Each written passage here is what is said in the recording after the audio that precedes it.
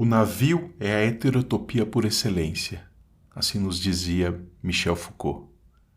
Os barcos têm a capacidade de levar não somente mercadorias, mas também têm a capacidade de levar sonhos, expandir os espaços, fazer com que uma sociedade conheça outros mundos.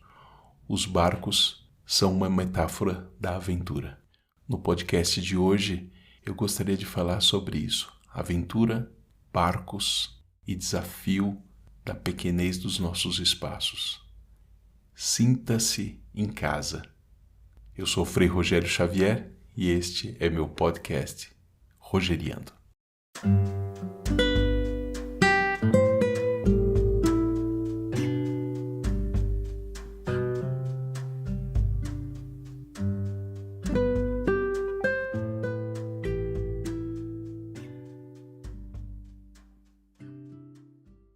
A geografia é uma das características que acabam determinando muitas das habilidades que um determinado povo irá desempenhar, irá desenvolver. Fenícios, nórdicos vikings, gregos antigos, portugueses. O que essas nações, o que esses povos tão distantes possuem em comum? A relação com o mar. A geografia dessas regiões determinou que as pessoas que viviam ali deveriam se relacionar com as águas, com o mar, de uma forma diferente. Nós não podemos imaginar que pessoas nascidas nas savanas africanas ou então nas estepes russas iriam ter a ideia de criar barcos, porque a geografia não lhe solicitava isso. Acabava por solicitar outras capacidades. Um esquimó imagina construir sua casa com o que tem diante de si. Por exemplo, o gelo, construir iglus. É inimaginável que um etíope ou um maia pense nas construções de iglus, porque a realidade, a geografia deles não solicita isso. Eu gostaria de falar hoje, aproveitar esse tempo para refletirmos um pouco sobre o barco e a aventura. Como que essa invenção permitiu aos humanos navegarem, entrarem nas águas profundas do mar, nas águas assustadoras, que no imaginário de muitos era habitada por monstros, mas ao mesmo tempo esse mar que é absolutamente sedutor. E quando eu falo sobre mar, a primeiríssima coisa que me vem na cabeça é o famoso poema Mar Português, de Fernando Pessoa, que está presente no livro dele Mensagem. Diz assim o poema: Ó mar, quanto do teu sal são lágrimas de Portugal. Por te cruzarmos, quantas mães choraram, quantos filhos em vão rezaram, quantas noivas ficaram por casar, para que fosses nosso, ó mar. Valeu a pena? Tudo vale a pena se a alma não é pequena. Quem quer passar além do bojador, tem que passar além da dor. Deus, ao mar, o perigo e o abismo deu, mas nele é que espelhou o céu. Essa poesia de Fernando Pessoa reflete muito sobre essa vocação marítima de Portugal. Essa vocação marítima que fez com que Portugal empreendesse no século XVI, já no século XV, começasse a desenvolver técnicas para a navegação, técnicas mais avançadas para a navegação, a invenção da caravela, o desenvolvimento de técnicas de orientação, fez com que Portugal começasse a perceber que a sua estreita geografia, limitada por montes ao norte e também ao oriente, desse essa vocação a esse país de entrar no mar. Portugal é um país feito para as viagens, digamos assim.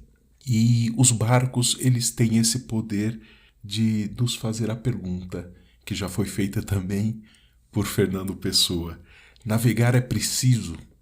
Sim, essa é a pergunta e afirmação que Fernando Pessoa faz. Navegar é necessário, mas esse navegar, ele é algo realmente que desafia a nossa vida, e o navegar é algo impreciso. É um lançar-se completamente para a aventura, é fazer a pergunta se vale a pena. Só que, sim, vale a pena se a alma não é pequena.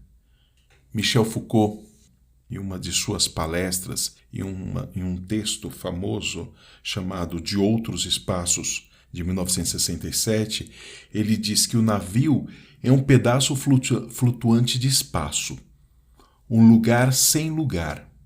Ele chamará isso de heterotopia, que existe por si só, que é fechado sobre si mesmo e que ao mesmo tempo é dado à infinitude do mar. O barco como essa heterotopia, esse não lugar, mas é um não lugar que não vive por si só, é aberto para a infinitude do mar, e continua ele. E de porto em porto, de bordo em bordo, de bordel a bordel, um navio vai tão longe como uma colônia em busca dos mais preciosos tesouros que se esconde nos jardins.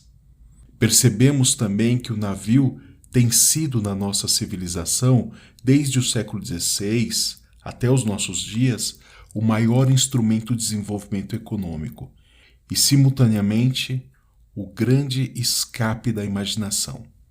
O navio, segundo Foucault, é esse não lugar, essa heterotopia que nos leva de porto em porto, navega pelos lugares e também é um importante mecanismo social e mecanismo econômico. E aí vem a frase mais interessante. O navio é a heterotopia por excelência. Em civilizações sem barcos, esgotam-se os sonhos e a aventura é substituída pela espionagem, os piratas pela polícia.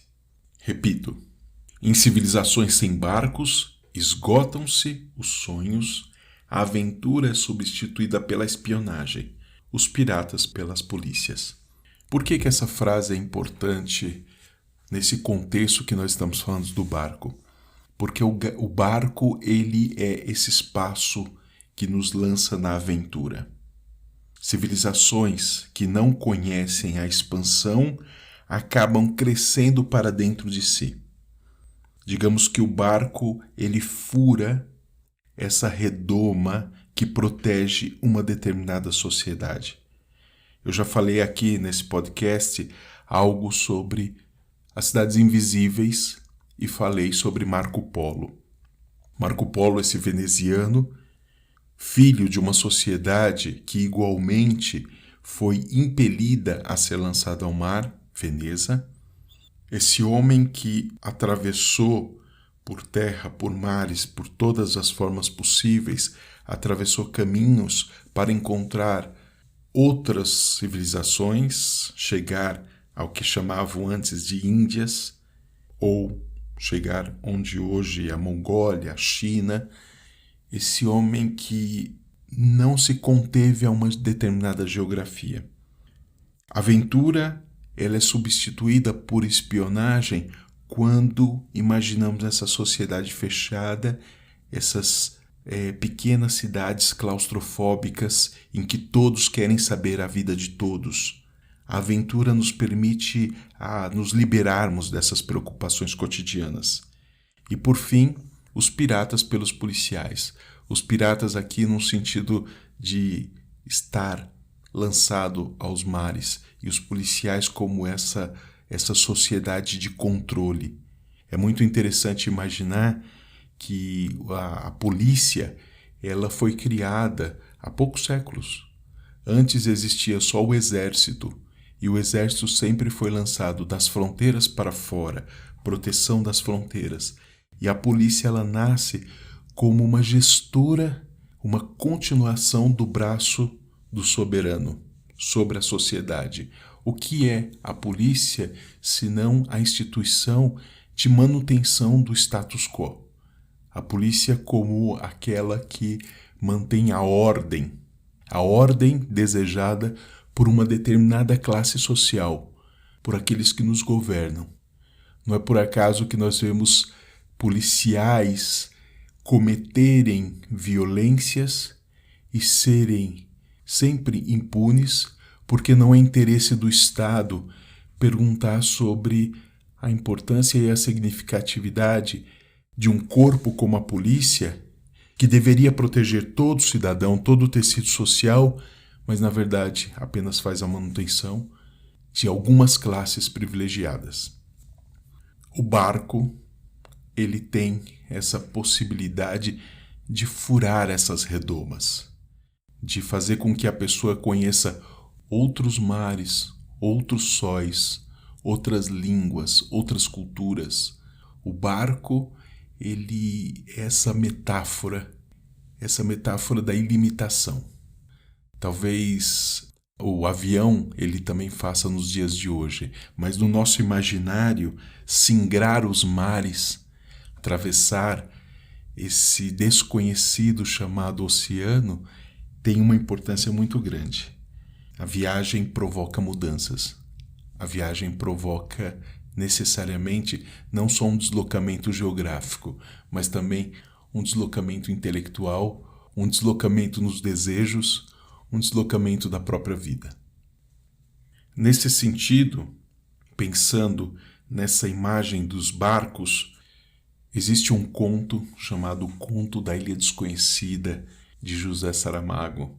Um conto que foi escrito para Expo, que aconteceu nos anos 90 em Portugal. Esse conto, ele resgata toda essa imagem, todo esse ideário de aventura de mares que a nação portuguesa possui. De certa forma, esse conto atualiza aquela poesia, O Mar Português, de Fernando Pessoa.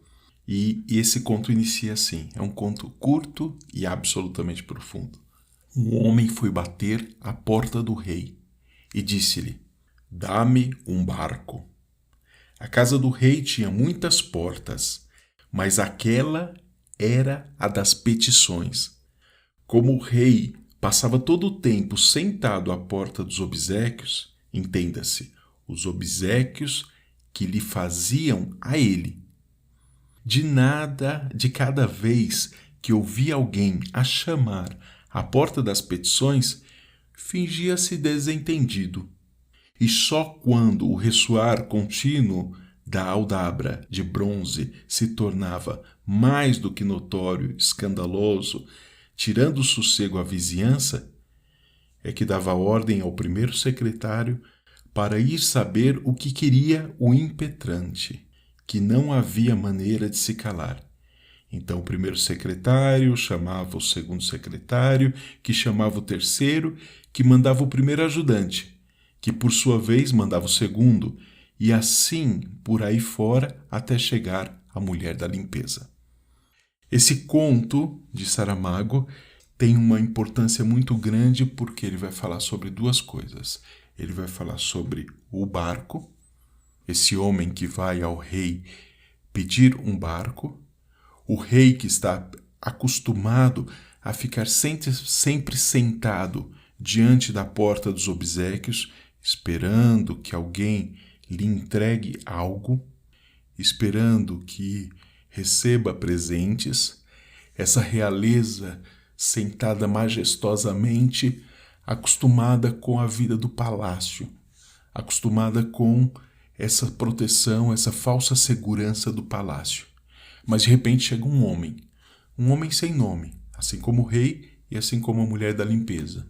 Chega um homem e bate, não na porta dos obséquios para entregar algo para o rei, mas na porta das petições.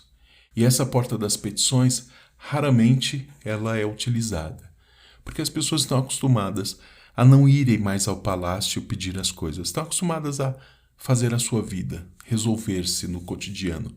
Mas esse homem vai e bate na porta. Quando acontece isso, o rei acaba por enviar essa infinidade de pessoas, ajudantes, secretário, secretário do secretário, secretário do secretário, até chegar à mulher da limpeza. E quando a mulher da limpeza pergunta ao homem o que ele quer, ele diz: "Eu quero falar com o rei." E aí surge um problema. porque ele impede com que outros acessem essa porta e vai criando um certo tumulto, porque todas as vezes que perguntam para ele o que ele quer, ele responde: eu quero falar com o rei. E assim ele se senta na frente da porta e impede que toda essa dinâmica de obséquios e petições aconteça, porque até mesmo as pessoas que vêm para trazer algum obséquio ao rei acabam querendo saber o que está acontecendo na porta das petições. Então, de certa forma, esse sentar-se decidido do homem impede com que a dinâmica do palácio aconteça, impede que a vida estável do rei continue sendo estável e majestosa. E o rei pergunta o que está acontecendo. Aí volta a ideia. A mulher da limpeza fala para o ajudante do ajudante do ajudante, que fala para o segundo secretário, que fala para o primeiro secretário, que chega ao rei. Esse homem quer falar diretamente com o rei. Cansado e desejando resolver isso, o rei vai até a porta das petições. O que é um completo absurdo que talvez nunca tivesse ocorrido. E quando o homem chega a essa porta, ele escuta do homem: eu quero um barco. E a pergunta que se estabelece, o diálogo que se estabelece nesse conto, vale muito a pena ler esse conto, é um diálogo insólito e absolutamente verdadeiro. Para que ele quer um barco? E as perguntas que se seguem é: sim, você quer um barco, mas você sabe navegar? Não, eu vou aprender. E que tipo de barco você quer? Eu não sei. Eu quero um barco. O desejo desse homem é o barco, porque ele imagina que no barco ele vai acabar conhecendo quem ele é, porque ele está em busca da ilha desconhecida. Mas o rei absolutamente diz: não existem mais ilhas desconhecidas. Todas as terras já são conhecidas. Os barcos não são mais necessários. Não necessitamos mais dos barcos para a aventura, porque as ilhas já são conhecidas. E ele diz: sim, as ilhas que são conhecidas estão nos mapas, mas quem disse que não existem ilhas não conhecidas, ilhas desconhecidas? Esse diálogo vai se aprofundando. O homem não é naturalmente um marinheiro, não é um homem do mar, mas é um homem dos desejos. Um homem que desafia toda essa burocracia do palácio. Um homem que desafia toda essa ordem estabelecida entre o rei, seus diversos ajudantes, seus diversos ministros, toda essa burocracia que impede com que nós tenhamos contato com quem nos comanda. Esse que nos comanda, que está nessa bolha quase intocável. E o homem diz: eu quero ir na ilha para saber quem eu sou. Já cansado dessa história e com certeza imaginando que o rei, imaginando que possui muitos e muitos barcos, ele diz: está bem, eu vou dar ordem para que você possa ir ao porto, ao cais, para encontrar um barco para você. E quando ele recebe essa ordem do rei, a mulher da limpeza, que estava escutando todo o tempo essa história, decide sair por uma terceira porta. Uma porta que era raramente utilizada, que é a porta das decisões. Ela larga os seus rodos, seus baldes e tudo mais e decide seguir esse homem. Esse homem que vai buscar um barco. E aí a história continua. E de uma forma muito inusitada, esse homem e essa mulher vão buscar essa ilha desconhecida. Essa mulher que deixa tudo para trás, não era tanta coisa, mas a partir do sonho do homem, ela passa a sonhar junto. Ela passa a perceber a importância que é ir além da sua própria geografia. Eu gosto muito desse conto, e esse conto se serve como metáfora para entendermos muitos dos nossos medos. Não é por acaso que fenícios, vikings, os gregos antigos e Portugal e muitas outras sociedades se desafiaram na sua geografia. Provavelmente esse sonho nasceu de alguém que olhou para o mar e se perguntou: essa terra me basta? Alguns momentos, uma pessoa do interior, longe dos mares, longe das grandes cidades, um dia olha para o seu entorno e diz: essa geografia é possível me conter? E essas pessoas são as pessoas das aventuras, são as que deixam a segurança e passam a caminhar. Tem uma frase que eu não lembro do autor, se não me engano é Goethe, que está nas calçadas, numa das calçadas, logo no ingresso da cidade de Santiago de Compostela, que diz que a Europa foi feita caminhando para Santiago. Nós sabemos que Santiago de Compostela, esse grande centro de espiritualidade, para chegar até Santiago de Compostela, durante toda a Idade Média foram se construindo rotas em que as pessoas, peregrinos, agros pelos campos, atravessavam o mundo para chegar até Santiago. E esse autor diz que essa aventura de peregrinar foi o que construiu a Europa. Porque quando nós peregrinamos ou quando nós navegamos, quando saímos da nossa geografia, não é só o objetivo final que é importante. Todo o caminho se faz importante. Todo o caminho é a aventura.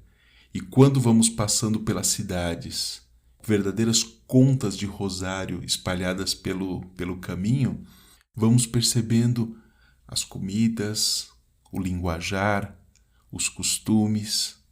Navegar e caminhar têm algo em comum. É a aventura. E navegar, no caso, como diz o Michel Foucault, faz com que o barco ocupe esse espaço de um outro lugar, ocupe o lugar de uma heterotopia, um outro topos, um outro lugar capaz de fazer com que os barcos promovam os sonhos, promovam a aventura, promovam essa capacidade de não lugar. De certa forma, e no seu limite, algumas pessoas, como os portugueses antigos, ainda são convidados a fazerem a pergunta de Fernando Pessoa: se vale a pena navegar, se vale a pena entrar nos mares para que os mares sejam nossos. Algumas pessoas de antemão dizem: não, eu prefiro a segurança da minha casa. E essas pessoas podem construir a sua existência a partir desses espaços restritos. Outros são impelidos e são lançados ao mar, são lançados à aventura. E essa aventura é o que move a humanidade a descobrir o novo. E não só em uma perspectiva física, também em uma perspectiva intelectual. Às vezes estamos acostumados a pensar dessa forma porque sempre foi pensado assim. Estamos acostumados a pensar desse jeito porque os nossos pais, os nossos avós, os nossos bisavós nos contaram que deveria ser assim. E alguém levanta a cabeça e fala: mas por que é assim? E essa pessoa, num primeiro momento, será demonizada, será chamada de herético e, em alguns casos, será até expulsa da comunidade. Só que são essas pessoas que fazem a pergunta: será que foi sempre assim? São as que verdadeiramente fazem as rodas da humanidade girarem. Fazem com que, de certa forma, o mundo se amplie, os horizontes sejam maiores. Eu fico pensando aqui num Albert Einstein, que, de certa forma, desafiou as convenções físicas da época para pensar de outras formas. Eu fico pensando em alguns escritores, como um João Guimarães Rosa, um James Joyce. Eu fico pensando nesses personagens que desafiam a literatura, desafiam a arte, um Van Gogh que utiliza técnicas que não existiam por limitações econômicas e talvez até pelos desvairios que ele vivia. eu fico imaginando esses homens e mulheres que desejam pensar diferentemente, desejam olhar o seu espaço como algo limitado e querem navegar.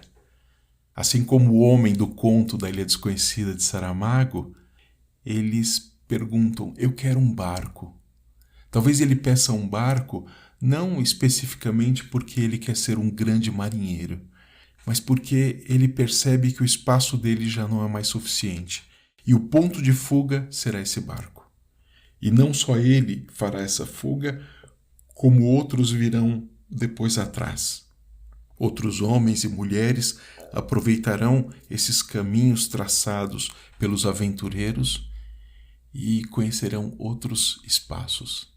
Eu conheci na cidade de Sevilha uma réplica de uma caravela e eu fiquei impressionado que é pequena, a caravela é pequena. Eu imaginava umas caravelas muito maiores, mas ela é um pouco maior que um caminhão. Como que eles entravam nessas pequenas embarcações e desafiavam os mares?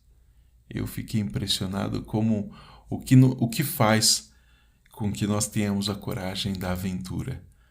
E as caravelas, elas são como símbolos dessa coragem de desafiar o desconhecido. E também fico imaginando com Hernán Cortés, quando chegou aqui nas costas do México. Eu estou exatamente na cidade do México hoje, e ele olhou para a vastidão desse império azteca e viu refletido no olho de seus marujos o medo. E a única forma de avançar era desafiar o medo.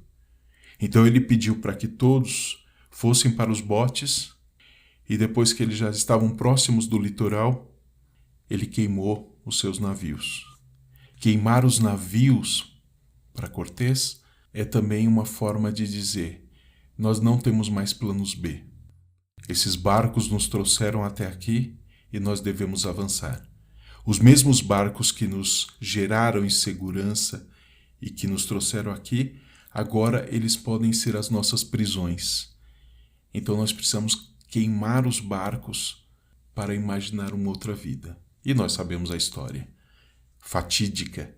A partir dessa decisão, os espanhóis desembarcaram e gradativamente foram avançando até destruírem tristemente o Império Azteca e conquistarem toda essa nova Espanha para eles. A decisão de um homem que usava os barcos, que queimou os barcos, esses barcos que continuam sendo uma heterotopia por excelência. Eu convido a todos e a todas a lerem essas poesias, sobretudo esse livro Mensagem do Fernando Pessoa, esse livro de poesia, que na verdade é uma homenagem a esse passado glorioso de Portugal e a esse desafio dos mares, e também convido a se aproximarem desse texto incrível de Saramago, o conto da Ilha Desconhecida, para entenderem que nós carregamos um pouco dessa burocracia do poder, carregamos um pouco dessa solenidade dos reis, dos soberanos, mas também podemos ser como este homem e essa mulher que, de certa forma, decidem pedir um barco e, com o barco, conhecerem as ilhas que ainda são desconhecidas. Eu sou o Frei Rogério Xavier e este é o meu podcast Rogeriando.